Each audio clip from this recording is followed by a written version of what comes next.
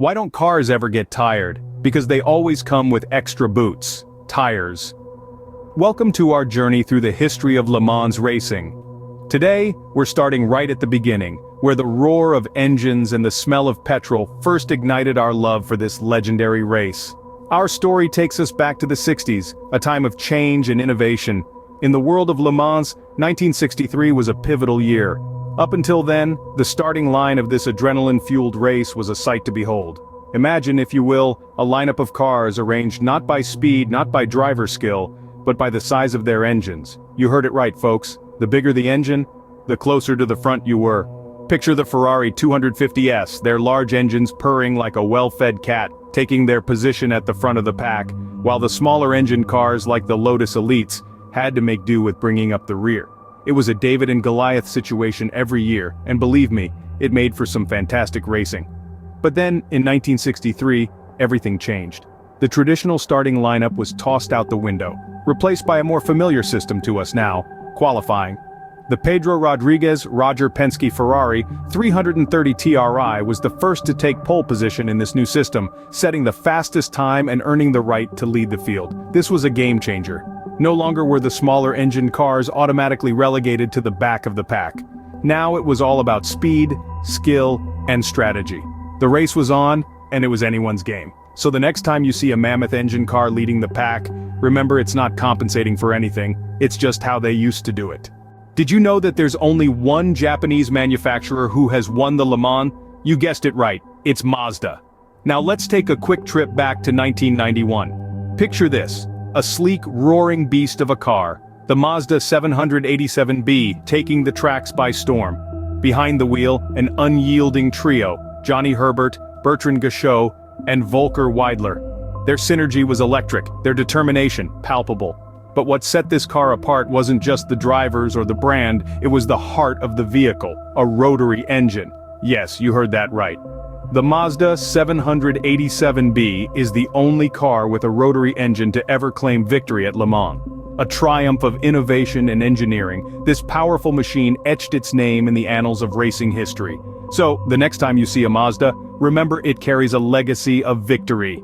Once upon a time, two men could win the Le Mans, but alas, those times are long gone. Picture this, the year is 1984. Two gentlemen, Klaus Ludwig and Henri Pescarolo, are at the helm of a roaring Porsche, outmaneuvering their rivals, running the gauntlet of the grueling 24-hour race. Their feat marks the final victory for a two-man crew at the Le Mans. Fast forward to the present day, the rules of the game have changed. Now it's not just about speed and endurance, it's also about teamwork. Each car must have a trio of drivers, sharing the Herculean task of driving. And there's a catch. No single driver can do more than 14 hours of driving in total. So the next time you're on a long drive, remember to take breaks. Even Le Mans drivers do. Have you ever wondered where the tradition of spraying champagne on the podium came from? Let's pop that cork. Now picture this. The year is 1967, and we're at the historic Le Mans race. The engines have cooled, the dust has settled, and out of the tire smoke emerges the winner, Dan Gurney, a driver for Ford. As he steps onto the podium, a bottle of champagne in his victorious grip, an idea sparks.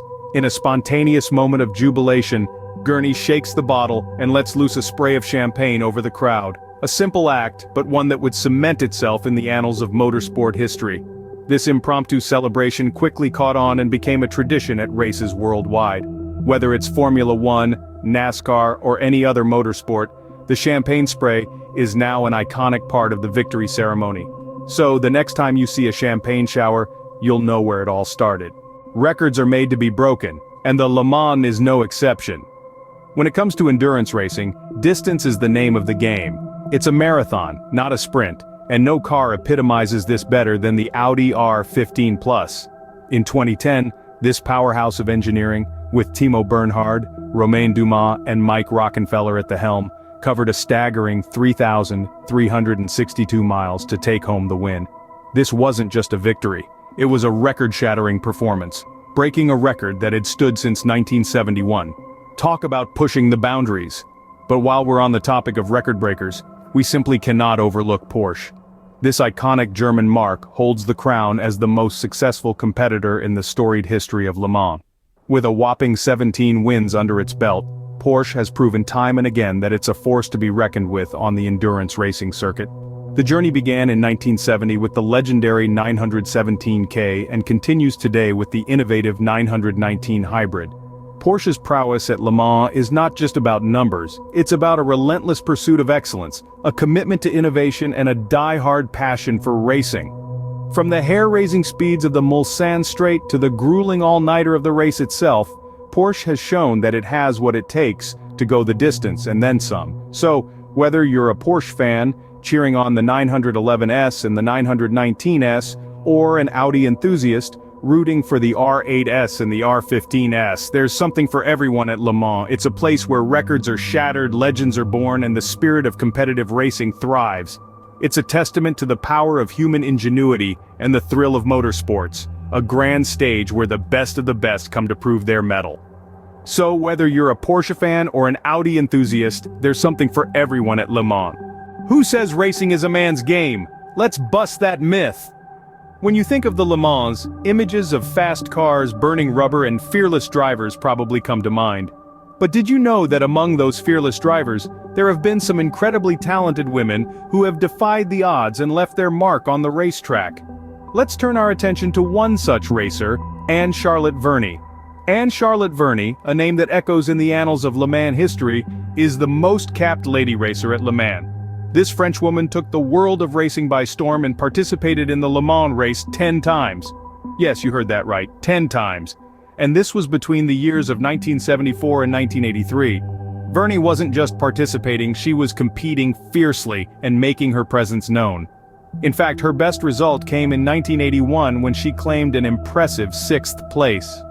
This feat was achieved aboard a Porsche 935 with her teammates, the Americans Ralph Kent Cook and Bob Gerritsen. So what does Verney's story tell us? It tells us that racing is not about gender. It's about skill, courage, and an unquenchable thirst for speed. It's about pushing the boundaries of what's possible and proving that on the racetrack, it's the fastest who win, not just the strongest or the bravest. Verney's story is one of many in the world of female racers. Women have been participating in the Le Mans since its inception, and they continue to do so today, shattering stereotypes and inspiring others to follow in their tire tracks. They've shown time and again that they can handle the high speeds, the intense pressure, and the grueling endurance that this race demands. So next time you watch the Le Mans, remember Anne Charlotte Verney and all the other amazing women who have dared to take on this legendary race. They've shown the world that racing isn't a man's game, it's everyone's game. So ladies, start your engines, the racetrack is yours too. We've reached the final lap of our journey through Le Mans history. What a ride it's been. We kicked off with the traditional qualifying in 1963, where the Ferrari 330 TRI set the fastest time. We then revved up to Mazda's victory in 1991, the only Japanese manufacturer and rotary engine to win.